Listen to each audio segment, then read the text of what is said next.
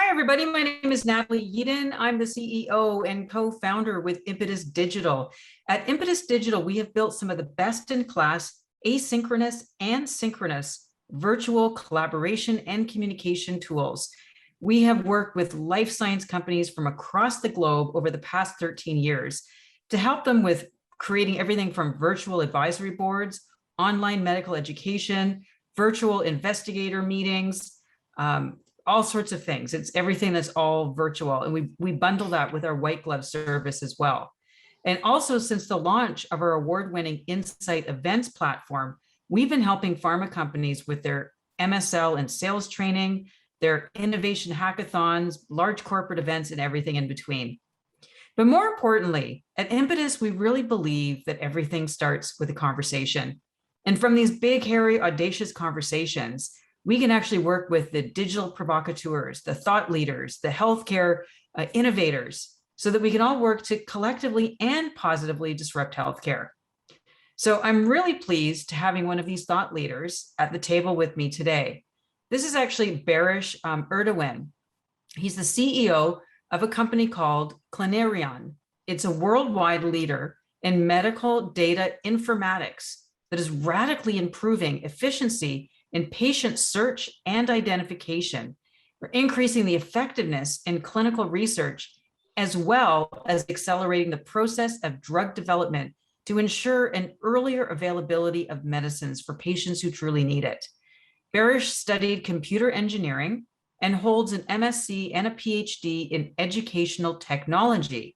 He has experience with data mining techniques in various sectors, including healthcare. He also lectures on the topics of software development, database management, medical informatics, as well as project management.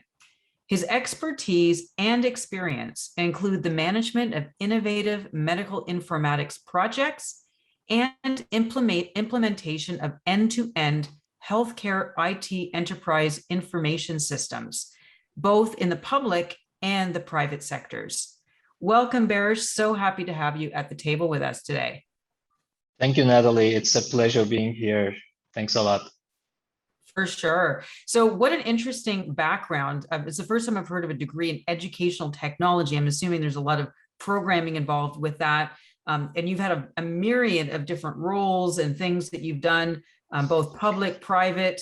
So tell us, and also been in academia. So tell us a little bit about your career trajectory and how you ended up becoming the CEO of Clinerion. Absolutely. So I have a computer engineering background, as you said, and a PhD in the field. So this drove me towards an open space for innovation, which is in healthcare. A lot of opportunities for innovation. I had the chance to do end-to-end digitalization of healthcare organizations, hospital groups, region-wide and country-wide data collections and harmonizations, data quality improvements, and research readiness for these healthcare organizations. I worked on predictive models to detect diseases from symptoms and help healthcare providers to put the diagnosis on these patients, etc. I did a lot in the healthcare domain, but before that, I also had the chance to work in insurance, health insurance field, and in banking, a little bit in the banking in the early days of my career. But all these activities, especially the last 12 years in the healthcare domain, set my career path to Clinerion 9 years ago. And I'm really glad being part of the Clinerion team here and leading the team here today in this innovative area. That gives me a lot of satisfaction, intellectual satisfaction to fulfill my goals. Beautiful. So there's a lot to unpack here. So why don't we actually, first of all, get started with what Clinerion is and what problem statement or what scenario has it been trying to solve in the marketplace? Absolutely. So Clinerion is a technology company to start with, and then we work with the identified data to help the industry, healthcare industry, the sponsors that do drug development, as well as the healthcare providers that provide treatment to the patient. So we help them to optimize their processes by analyzing the data, the healthcare data, the identified data on a federated level with our partner hospitals across the world, and to create insights from this data to help them understand the disease treatment relationships, and then to create the treatments for these specific patients. There is a huge transition towards precision medicine, patient-based treatments, and we try to help them with the data across all these healthcare providers that are working with us. So you're obviously doing something to accelerate what's currently happening. So let's actually talk about the current or previous situation around things like clinical trial development, recruitment of patients for clinical trials. What was the original process or systems that pharmaceutical companies were traditionally following? And what were some of the holes, gaps, or challenges that they were met with by doing these more traditional methodologies? So still, in some cases, this is being used. They have insights. Of course, they have their own data to design their protocols for clinical trials, and they utilize this to understand and to develop their protocols, the study protocols, to find eligible patients, to agree on the criteria to select these eligible patients, etc. But doing this real time across multi-continents, multi-countries, understanding these diseases and patients and their treatments and their reactions to treatments is the key to develop these protocols. So we help them from the real life setting, we help them to understand the diseases, their treatments, the reactions to treatments, optimize their protocols to identify those patients first. And then we help them for their site selection strategy, because it doesn't make sense to go to locations where you cannot find eligible patients. And a lot of trials suffer from misleading trial sites. So we help them find the right trial sites with high experience and expertise. And then when a study is initiated, we help them to find those patients within their organization, within their partnering hospitals, or within the proximity area to increase the recruitment and to speed up the whole process. So to be able for companies to leverage a fantastic database, obviously the informatics and everything involved with that, which we're going to get to in a minute, you need to have the data. So how is Clinerion going in and partnering with institutions, physicians, et cetera, so that those electronic health records or data ever gets into your system? What is the methodology that you have used to ensure that this is a robust database? Absolutely. So first of all, we select healthcare organizations which are really highly reputable in this domain, in research, in drug development, in trials, in clinical research. And then we try to analyze what kind of data they have and whether their data is qualified to be leveraged for clinical research. And if everything goes well, we use our proprietary technology, which has just recently been patented, the hybrid cloud-based and federated installation of our system, Patient Network Explorer, across these hospitals. So the principle is data is standardized with our standard data model, and then data is de-identified. It is being processed remotely, but never there is the case that the data leaves the hospital. Data stays at the source, which increases the privacy and helps the hospitals to trust us. To start with, it's one of the things that we build with our proprietary technology. So this is how you're building in partnering with reputable platforms, institutions, physicians, and that's how this database is being built. So let's just say I'm a pharmaceutical company and I'm actually going to start a new, we're about to launch a new, oncology product, and we're new in the field. Maybe we're sort of a burgeoning new biotech company. We don't really know a lot of investigators and we're sort of starting off blank. They approach Clinerion. Tell us the step-by-step process that you help this pharmaceutical company take them through so that you can help them to get their protocol or their clinical trial off to a good start? We start with the analysis on the real world data to understand how many patients would be available in the real world setting. So they can optimize their criteria in selection, their experimental setting. We help them to optimize their criteria and see the effect of every criteria by playing around across the world to see their population that they are targeting.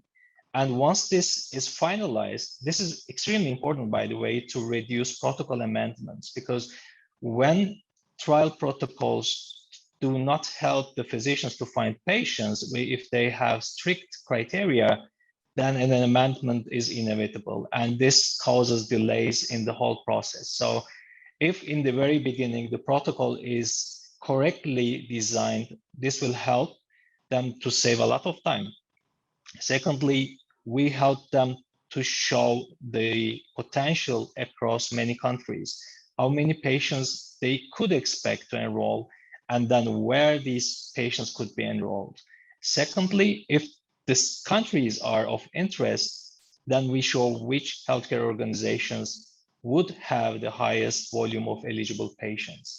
And then they can also see their past performance at these sites, their ongoing trials, completed trials, and if there are any competing trials at the site, they can also see that.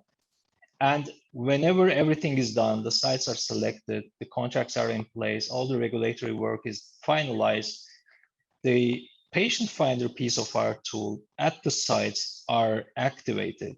So all these participating principal investigators can have access to this tool securely within their infrastructure, within their healthcare organizations, go into the details of all the eligible patients, tag them whether they're true eligible or if there is any problem from the data that comes in through.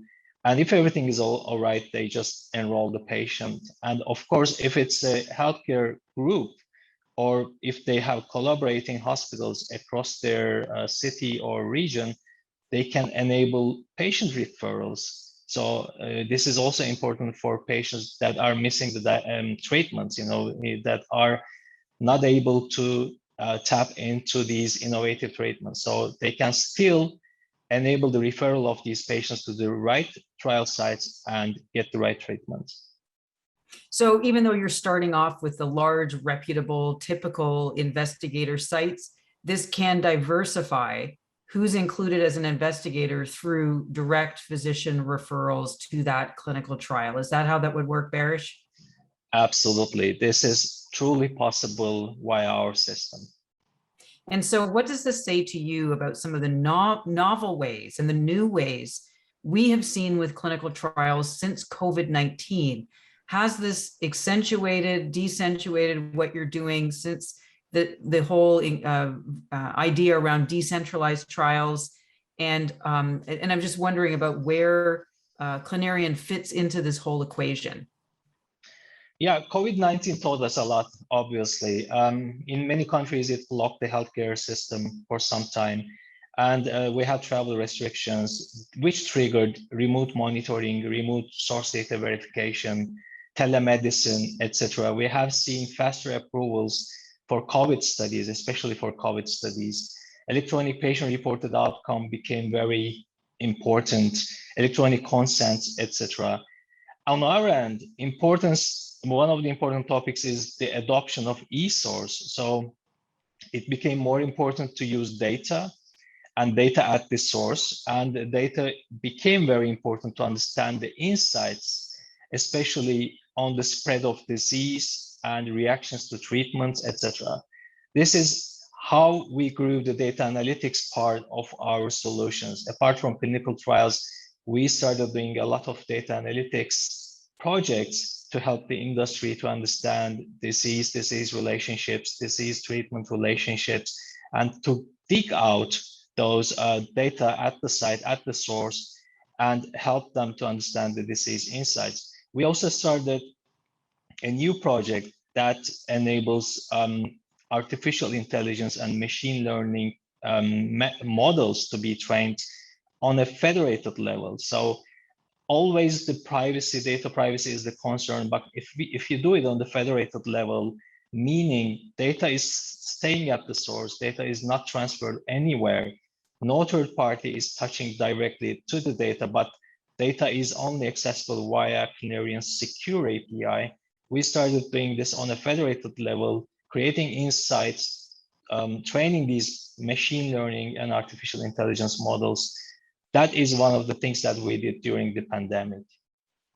And so when you were using AI and, machine learning, ML, all sorts of other things, what was the intention behind it? Was it for more precise predictive analytics? Was it for being able to discern and identify sites faster, better? What were the metrics you were using and the rationale for incorporating AI and ML? So one of the important things was, especially in rare diseases, we wanted to start with that, to identify patients that are missing the diagnosis. So AI and ML models help us to track the potential biomarkers that shows these kind of patients. And then those cohorts are to be analyzed by the physicians. Maybe patient visits and patient outreach is also done through our patient finder. And then more diagnostics, more tests, and put the right diagnosis, start the right treatment. This was one of the first use cases of this initiative, especially in the rare disease area. But we also want to do early detection of high-risk patients of chronic diseases, especially that are really severe at the end, like chronic kidney disease, for example, or heart failure. We work on models and we work with our partners to detect these patients at the early stage, put them on the treatment at the early stage, and save lives. This was one of the motives in developing this. And doing this on the federated level was actually to be compatible with all these privacy regulations and to avoid any kind of concerns on that. Absolutely. So we've talked a lot about what Clinerion is doing in terms of, enabling multiple key investigators from across the globe, integrating in a very safe, federated way with de-identifying, de-linking patient data so that people can almost filter, if you will, with their ability to determine which sites would be most effective for clinical trial protocols and potentially amending protocols quickly so that you can maximize the number of people you're recruiting. And then doing all kinds of these other sort of add-ons that you've been talking about. So let's actually just spend a couple of minutes discussing some of the other benefits around retrospective data collection. What are some of the benefits that you see with your system?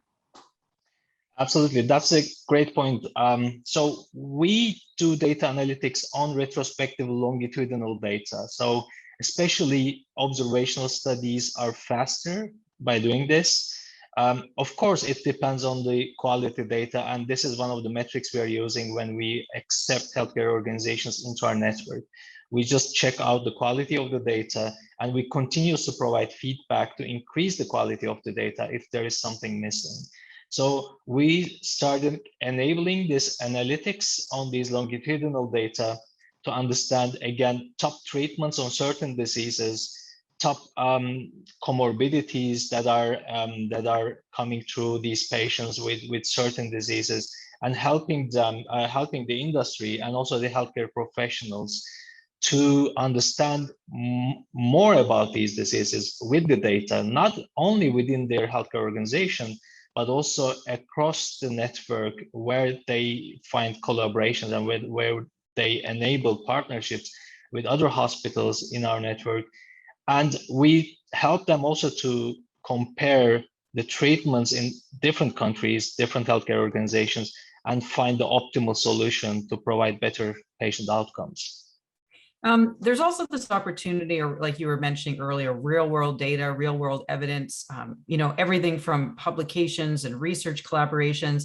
But I'm also just curious about practical solutions around perhaps partnering with insurance companies and understanding other dynamics. Is this part of the roadmap or the plan for your company? This is something in our plans, which we haven't activated yet, of course, healthcare data and the real world data can help the insurance companies to understand better and, individually on the patient level to provide better rates for their premiums, etc. But we first focused on research, and we are mainly focusing on creating the better outcomes to patients and utilize their data and bring that back towards the patients as a value to help them have high quality lives after treatment. But this is something still in our radar and in our plan, but maybe not that fast to be implemented. Lots of opportunities with other kinds of company or integrations, things like integrating with genomic data. What is some of the thinking there about making things more robust and compiling and amalgamating data sets so that we can be more predictive, we can have sort of better and smarter clinical trials? What are some of the thinking that's happening there? We started with at least having high quality electronic health records, meaning diagnosis of diseases, treatment details, medications, procedures, lab results to be available within the healthcare records. Then, in the past, all these healthcare organizations were using this data mainly for reimbursement purposes. And we helped them to use the data for secondary purposes, for research purposes, and also to increase their treatment options or to help them to provide better treatments to the patients. Later, with the demand and with the guidance of the industry, we started using more data points like images, for example. We started using the images, MRIs, for example, to understand the effect on tumor sizes after treatments. And we get more requests around genomics data. We started exploring that, but we haven't done a proof of concept yet, but it is in our to-do list. And immediately in the early phase of next year, we will hopefully do some pilots around electronic health records and genomic data coming together and to be utilized, especially in precision medicine, in oncology. But until then, we are now piloting the image analysis and collection of images and connecting images to the electronic health records and analyzing those images. We hear a lot about the word patient centricity, and I think it's actually taken a whole other definition since COVID. Again, with decentralization, patient reported outcome requirements to continue with clinical trials, and many other factors. I'm just curious with the Clinerion current model, where you're really targeting institutions and physicians for patient recruitment and identification. Do you see a day where you're going directly to the consumer to be able to interact and partner with them, and also doing things like crowdsourcing of clinical trials and building from the bottom up, if you will, clinical trial protocols? Well, we work with different partners, and sometimes different ideas pop up when we are discussing. There's still, we need time to process all these opportunities. There are endless opportunities and endless alternatives to our approach. So we can certainly partner up with different partners to be able to respond to this. But in our model, we mainly work with electronic health records to help the patients and to improve the patient care for today. But we are still evaluating different options for patient centricity. And hopefully we will do some pilots next year. But our priority is always to work with healthcare organizations to utilize the healthcare data and to be able to respond to these kind of requirements by providing better analytics across the world, and also helping them with their AI and ML solutions for today. So what is the hopes and plans for Clinerion, for yourself, in the new post-COVID new normal? Yes, so that's a good question. I mean, I believe in personal touch. So I guess the first thing, which I already started, after all these vaccines being in our life, I think there is a relief now, and we started meeting with all partners and clients and all our stakeholders. So the first thing is to come together and to see each other, but also we will continue our flexible workplaces in our company. These are the things like our in-house activities. But I see, especially in healthcare organizations, I see command centers now. They track diseases. They have amazing infrastructures in place. They are very much ready for data-driven insights in their strategic and operational decision making. So in command centers, similar to air traffic control systems, we want to be part of these exercises or infrastructures. We already started doing that with our partner organizations, and we will certainly continue the growth and expansion across those visionary healthcare providers and partners. Apart from that, we will mostly focus on machine learning and artificial intelligence by leveraging our federated infrastructure to identify at-risk patients and also to help the healthcare industry to democratize the use of AI. I believe this is kind of future, all these data-driven activities and AI coming together. Ultimately, this is not going to replace the physicians, by the way. The idea of AI replacing doctors will remain in science fiction for now, in my opinion. Active collaboration of healthcare professionals with AI and ML systems will provide benefits to the populations they are responsible for, and we are ready to support them.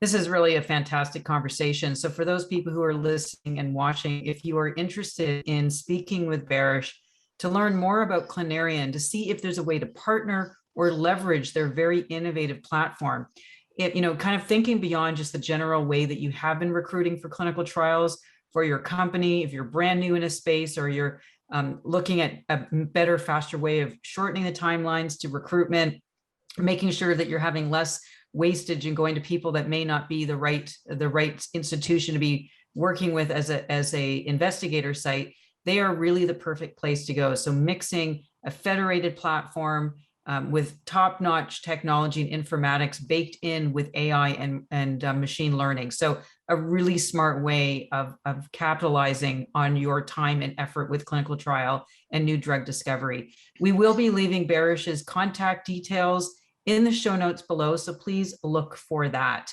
If you are interested in these conversations and you enjoyed what you heard today, we encourage you to check out impetusdigital.com.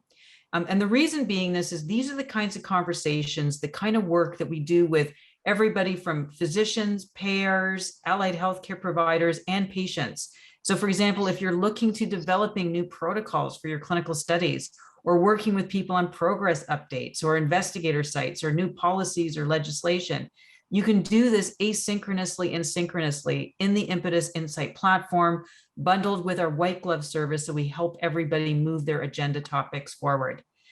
We encourage you to like and subscribe to our channel. We would also appreciate if you can leave some feedback on iTunes as well. We want to thank everybody for their time. We really appreciate and hope everybody has a great day. And thank you, Barış, so much for a fantastic conversation.